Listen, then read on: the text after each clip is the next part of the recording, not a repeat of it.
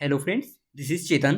Recently US and Britain ने मिलकर Yemen में हूती विद्रोही के सैन्य ठिकानों पर मैसिव एयर स्ट्राइक की, जिसके चलते अरब सागर में और इनस्टेबिलिटी क्रिएट हो गई। एंड जैसे ही अमेरिका एंड ब्रिटेन ने यमन में ये एयर स्ट्राइक की, हूती विद्रोहियों ने अमेरिका को चेतावनी दे डाली कि अमेरिका को इसके कड़े अंजाम भुगतने होंगे। देखिए, हुआ कुछ यूं कि यह यमन एंड 11 जनवरी की रात को अमेरिका एंड ब्रिटेन की एयरफोर्स ने यमन में हूती विद्रोहियों की लोकेशन पर एयर स्ट्राइक करनी शुरू कर दी। इन अटैक्स में उनके radar system, air defence system and हथियारों के भंडारों को निशाना बनाया गया। नाउ अमेरिका का ये कहना है कि अक्टूबर से लेकर अभी तक ईरान बैक्ड हूतीज ने Red Sea and Gulf of Aden के इंटरनेशनल सी रूट पर 27 अटैक्स किए और ये अटैक्स गैर कानूनी तरीके से किए गए, जिसमें antiship ballistic missile, drone and cruise missile के अटैक शामिल हैं। देखिए, हूतियों के द्वारा किए गए इन अटैक्स के चलते इंटरनेशनल सी रूट्स पर बहुत सारी कंट्रीज को दिक्कत उठानी पड़ी।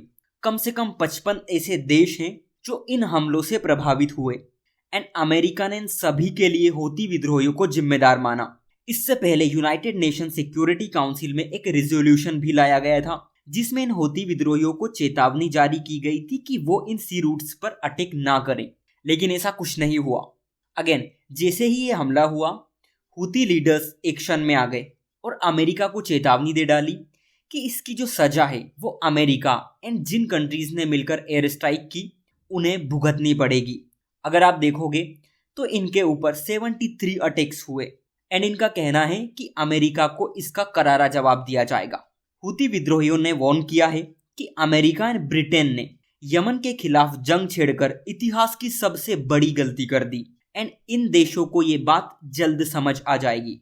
इसका मतलब है कि हूती विद्रोही अमेरिका पर अटैक करने के लिए बड़ा प्लान बना सकते हैं। नाउ इनका तो ये तक कहना है कि अगर अमेरिका सोचता है कि हम डर जाएंगे तो ये इनकी सबसे बड़ी भूल होगी।